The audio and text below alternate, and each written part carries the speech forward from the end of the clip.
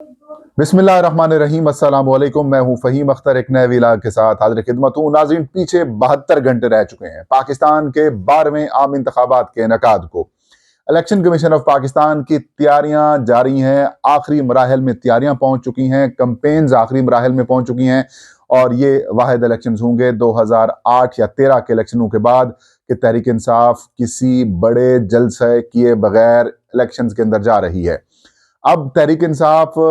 जाहिर है जिस किस्म की मकबूलियत तमाम तर ट्रैश होल्ड जो है पीटीआई और इमरान खान मकबूलियतों के ट्रैश होल्ड तोड़ चुके हैं,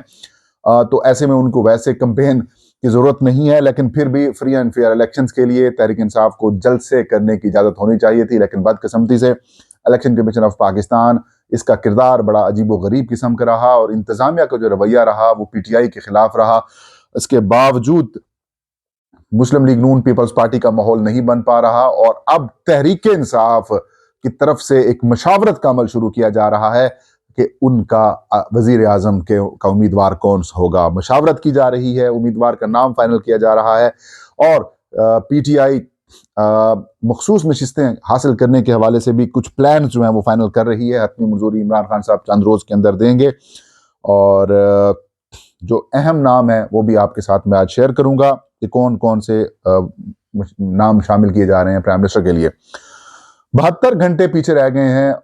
पाकिस्तान के 12वें आम इंतखाबात के लिए। पोलिंग का अमल को शुरू हुए ये इंतखाबात मैं आज ही बता देता हूँ, ये इंतखाबात पाकिस्तान की तारीख के मुतनाज़ा तरीन इलेक्शन में से एक इलेक्शन होंगे, क्योंकि एक बड़ी सियासी जमात को जिसके करोड़ों वोटर्स चाहने वाले हैं उसको नाकाबिल फहम वजूहात की वजह से इलेक्शन से बाहर कर दिया जाता है और उस सियासी जमात को इलेक्शन से बाहर कर दिया जाता है जो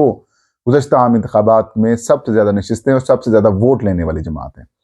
जो जमात पिछले एक साल के अंदर जितने भी ज़िमनी इंतखाबात या 1.5-2 साल के अंदर जितने भी ज़िमनी इंतखाबात हुए हैं उन सब में कामयाबी हासिल करने वाली जमात है या ज़्यादातर नशिस्तों के ऊपर कामयाबी हासिल करने वाली जमात है।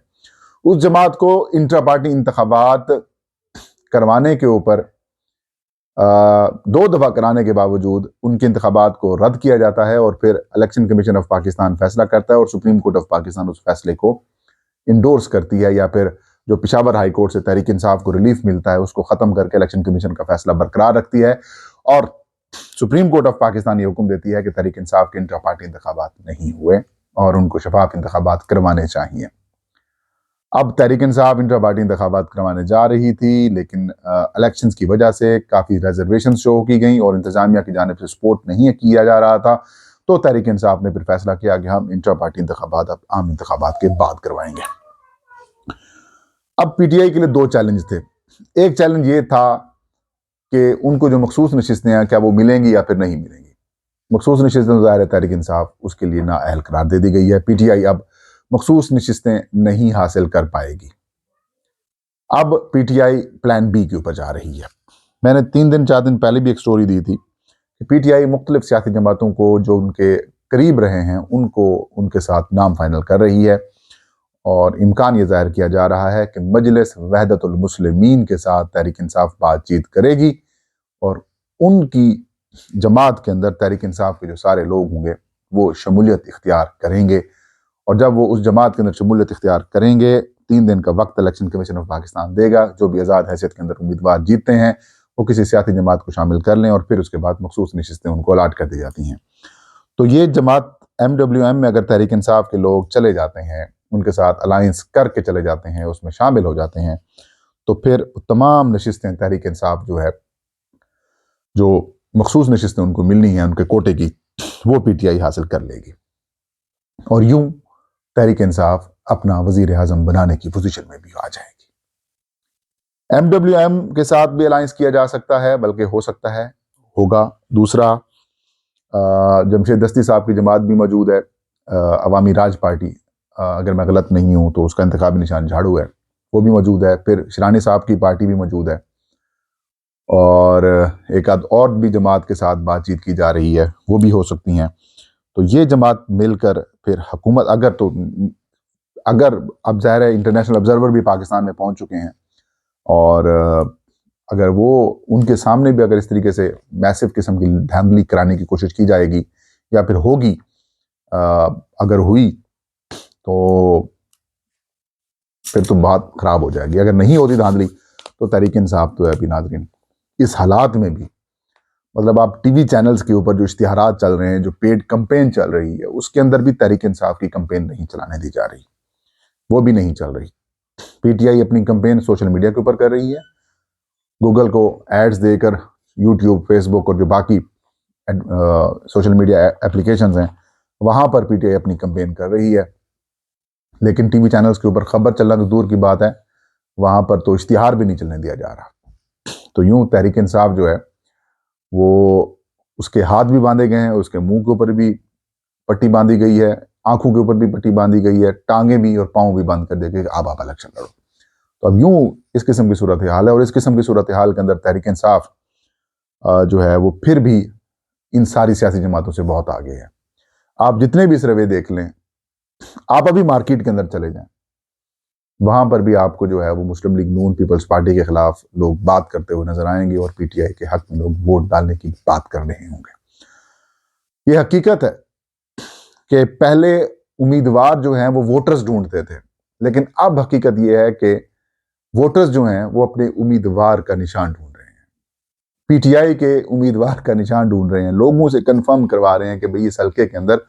तहरीक इंसाफ का असली उम्मीदवार कौन सा है, ताकि फिर हम उसका निशान ढूंढ के फिर हम कैंपेन करके वहां पर उसको वोट डाल सकें। अब सारी जो सिचुएशन है वो तहरीक इंसाफ के उम्मीदवारों के ऊपर है कि वो किस तरीके से फॉर्म 45 यानी कि प्रिजाइडिंग ऑफिसर जो पोलिंग स्टेशन वाइज नतीजा जारी करता है वो किस तरीके से अपने पास रखते हैं, और फिर वोट के ऊपर पहरा भी देते हैं, और किस तरीके से लोग जो हैं वो अपने वो पोलिंग स्टेशन के ऊपर पहरादारी करते हैं, फिर काउंटिंग का प्रोसेस भी देखते हैं कि रिग्ड ना किया जाए। अगर तो ये सारी प्रोसेस से निकल जाती है और तहरीक इंसाफ, एक और बात, अगर तहरीक इंसाफ 130 नशिस्तें जीत जाती है, मैं कम ज्यादा नहीं बता रहा, मैं कह 130 से 135 नशिस्तें आजाद हैसियत के अंदर जीत जाते हैं, और वो सारे के सारे एमडब्ल्यूएम या फिर किसी और सियासी जमात जो कि तहरीक इंसाफ जिनके साथ अलायंस करेगी उसमें शामिल करा लेते हैं, तो फिर पीटीआई अपना वजीर आजम भी बना लेगी, और इसी तरीके से बाकी सूबों के अंदर भी वज़रा आला भी पीटीआई बना सकती है। तो अब कहानी यह है कि इमरान खान साहब भी नहीं है, शाह महमूद कुरैशी साहब भी नहीं है, असद उमर साहब भी पाकिस्तान सियासत छोड़ चुके हैं जी, फिर बाकी जितनी भी सरकर्दा लीडरशिप थी वो भी अब पीटीआई के अंदर नहीं है, फवाद चौधरी भी नहीं है, अली जैदी भी नहीं है, ठीक है जी। अब मुराद सईद साहब भी जो है वो इलेक्शन नहीं लड़ रहे। तो ऐसी सूरत हाल के अंदर तहरीक इंसाफ का वजीर आजम का उम्मीदवार कौन होगा, ये अब मशावरत की जा रही है तहरीक इंसाफ के अंदर से। उनके जो सर्कल्स हैं वो मशावरत कर रहे हैं कि अगर ये सूरत हाल पैदा हो जाती है, पहली बात तो ये एक ऑप्शन और भी एक जहन में रखिएगा कि 8 फरवरी वाले दिन ये सूरत हाल हो सकती है, संजीदगी के साथ इसके ऊपर जो है वो आप इसको कंसिडर कीजिएगा कि अगर ज्यादा लोग आ गए, धांधली ना होने दी गई, लोग वहां पर पहुंच गए, पीटीआई के वोट डालने के लिए आ गए, तो उस दिन हालात खराब करके इमरजेंसी की तरफ भी हालात पैदा किए जा सकते हैं। तो फिर सारी सियासी जमातें इंक्लूडिंग मुस्लिम लीग नून पीपल्स पार्टी फिर हाथ मलती हुई रह जाएंगी और फिर इलेक्शंस को आप भूल जाएं। तो ये भी एक हो सकता है, लेकिन इस सारे प्रोसेस से निकलकर फिर भी पीटीआई जीत जाती है और अपने आजाद उम्मीदवारों के हैसियत के अंदर मुंतखब होने वाले लोगों को एमडब्ल्यूएम या फिर किसी और सियासी जमात के अंदर शामिल करवा देती है, तो फिर तहरीक इंसाफ हुकूमत भी बनाएगी, और फिर हुकूमत जब बनाएगी तो फिर कौन वजीर आजम होगा, इस वक्त पीटीआई इसके ऊपर भी मुशावरत कर रही है। क्या बैरिस्टर गौहर खान तहरीक इंसाफ के वजीर आजम के उम्मीदवार होंगे, इसके ऊपर भी गौर किया जा रहा है कि क्या गौहर खान को वजीर आजम बनाया जाए, या फिर सलमान अकरम राजा साहब जो जीतने की पोजीशन में है लाहौर से, मारूफ कानूनदान है, सीनियर किस्म के आप कह सकते हैं कि पाकिस्तान की आप चंद बड़े ब्रेन्स कहें, जहन कहें, उनके बड़े ज़बरदस्त किस्म के वो आदमी हैं, खुल्लम खुला बात करते हैं, लगी लिपटी के बगैर बात करते हैं, पढ़े लिखे हैं, अबूर उन्हें हासिल है कानून के ऊपर, आइनी मामलात के ऊपर उनको अबूर हासिल है, और अपना बेलाग तज्जिया तबसरा वो करने से नहीं रुकते। वो एक ऑप्शन हो सकते हैं और ये बड़ा अच्छा ऑप्शन है, ये बेहतरीन फेस साबित हो सकते हैं तहरीक इंसाफ के लिए भी और पूरे पाकिस्तान के लिए भी। लतीफ़ खोसा भी एक ऑप्शन है, लेकिन मैं नहीं समझता कि शायद वो इस वक्त पोजीशन उनकी बड़ी मजबूत नहीं है, कमज़ोर सी पोजीशन है। ख्वाजा साद रफ़ीक के साथ उनकी टक्कर है, मेरे ख्याल में वहाँ से मुश्किल से लतीफ़ खोसा साहब जीत सकें। फिर एक और कुछ लोग कह रहे हैं कि शायद चौधरी निसार अली खान को भी तहरीक इंसाफ अपना वजीर आजम का उम्मीदवार बना दे। ये कहानी ही है चौधरी निसार साहब वाली। चौधरी निसार साहब कभी तहरीक इंसाफ का हिस्सा नहीं रहे, अलबत्ता वो कहते हैं कि इमरान खान का दोस्त हूँ, और इमरान खान साहब भी कहते हैं कि वो मेरे दोस्त हैं। लेकिन हो सकता है कि उसमें शामिल होने के बाद वो भी इसी अलायंस के अंदर शामिल हो जाएं। लेकिन मैं नहीं समझता कि वो पीटीआई उनको वजीर आजम के तौर पर बनाएगी, क्योंकि वो अपनी ज़ात के अंदर खुद कहते हैं कि मैं इमरान खान हूँ, मैं खुद नवाज शरीफ हूँ। तो सलमान अकरम राजा जो हैं वो एक बेहतरीन कैंडिडेट साबित हो सकते हैं तहरीक इंसाफ के लिए, प्राइम मिनिस्टर के लिए। ये था आज का वीलाग। फ़हीम अख्तर को इजाज़त दीजिए। अल्लाह हम सब कहाँ भी नासिर हो।